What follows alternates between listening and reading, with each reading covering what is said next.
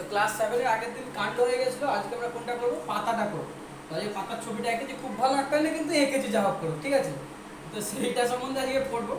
তো পাতার অনেক কিছু টপিক আছে। প্রথমে আমরা পাতার গঠনটা আগে জেনে নেব, যে অ্যাকচুয়ালি পাতার স্ট্রাকচারটা কি হয়, পাতার মধ্যে কি কি আছে। দেখো, পাতার যেটা আছে সেটা হচ্ছে পাতার অংশ। আমরা ফার্স্ট করবো কি, পাতার অংশ। একটা পাতার কি কি পার্ট আছে। দেখো, একটা পাতা কাণ্ডের সঙ্গে একটা জায়গাতে লেগে আছে। এই যে এই পার্টটাতে, যে জায়গাটায় পাতার মোটাটা কাণ্ডের সঙ্গে লেগে আছে, এই জায়গাটাকে আমরা বলি পত্রমূল। কি বলা হয় এটাকে? পত্রমূল। এরপরে যে মোটাটা পাতার পত্রফলকটাকে ধরে গেছে, মানে এই পার্টটা, এই এখান থেকে শুরু হয়ে এখান অবধি, এই পার্টটাকে বলা হয় পাতার বোঁটা। কি বলা হয়? পাতার বোঁটা। একে ভালো ভাষায় বললে, বয়জনের টাকা বোঁটা, ভালো ভাষায় বললে হবে পত্রবৃন্ত। কি বলা হয়? পত্রবৃন্ত। বয়রি দন্তের নয়, তাই বলা হয় বৃন্ত। হলো। এরপরে যে পার্টটা, এই যে পুরোটা একটা হচ্ছে, এইটাকে বলা হচ্ছে পত্রফলক। এটা কি বলা হয়? পত্রফলক। পত্রফলক। এই পত্রফলকের মধ্যে যেটা থাকে এটাকে বলা হচ্ছে পাতার শিরা। এটাকে বলা হয় কি? পাতার শিরা। তোমরা মোটামুটি পাতার যদি স্ট্রাকচার পড়ো, তাহলে পাতার স্ট্রাকচারেতে তিনটে পার্ট আছে: পত্রমূল, পত্রবৃন্ত আর পত্রফলক। পত্রফলকের মধ্যে কিন্তু পত্রশিরা উপস্থিত। এইটা হচ্ছে এখানকার মূল ফান্ডা। এবারে কি হয়, আমরা তাহলে পাতার গঠনটা করলাম। এবার তাহলে আমরা কি করব, পাতার কাজ করব। কি করব? পাতার কাজ। তাহলে পাতা কি কি কাজ করে? প্রথম কাজ, যেটা সবথেকে ভাইটাল, পাতায় যেহেতু ক্লোরোফিল থাকে, ক্লোরোফিল সবুজ হয়, তাই সূর্যালোকের ফোটন কণাকে অ্যাবজর্ব করতে পারে। সূর্যালোকের ফোটন কণাকে কি করতে পারে? অ্যাবজর্ব বা শোষণ করতে পারে। এই সূর্যালোকের ফোটন কণাকে শোষণ করে ওরা কিন্তু রান্না করতে পারে, সালোক সংশ্লেষ প্রক্রিয়াতে সাহায্য করে। পাতা খাদ্য তৈরি করে, তো খাদ্য তৈরিতে সাহায্য করছে। হলো। পাতার পত্ররন্ধ্রে কি হয়, রান্নার পরে অর্থাৎ সালোক সংশ্লেষ পরে অক্সিজেন বেরিয়ে যাচ্ছে, যে অক্সিজেন আমরা গ্রহণ করি। আবার পত্রের মাধ্যমে জলীয় বাষ্প বেরিয়ে যায়, অতিরিক্ত জল যেটা থাকে সেটা কি হয়ে যায়, বেরিয়ে চলে যায়।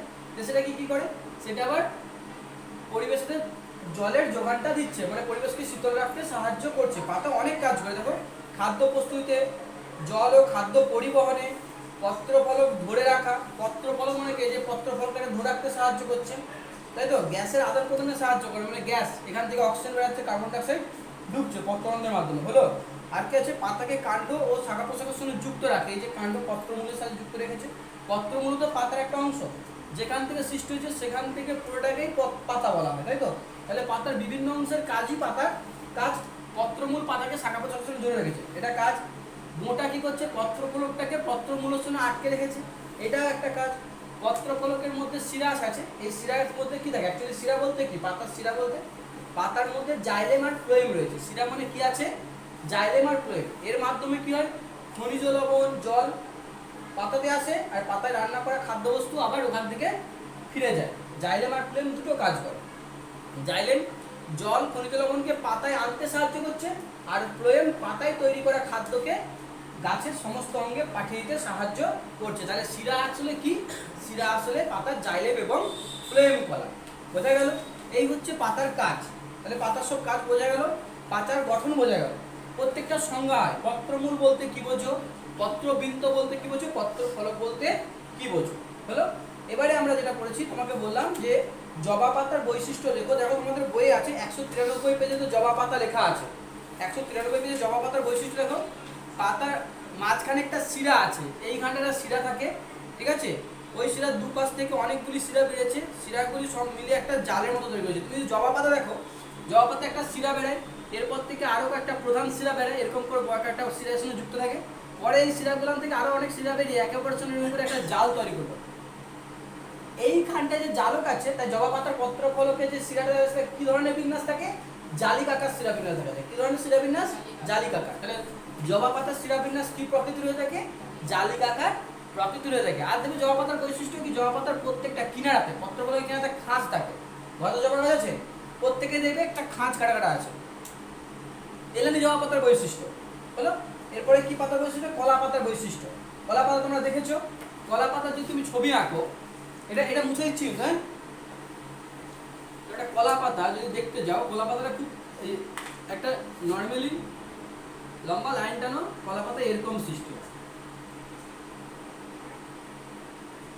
এরকম হতো দেবে। এখান থেকে যে শিরাগুলো সৃষ্টি হয় সব সমান্তরালে থাকে, দেখেছো কিনা জানিনি। কলা পাতায় ভাত টাত খাওয়ার সময় কেউ দেখা যেত যখন পাতাটা কাটা হয় লেভেল থাকে তো, তাহলে কলা পাতাতে কি ধরনের শিরাবিন্যাস দেখা যাচ্ছে?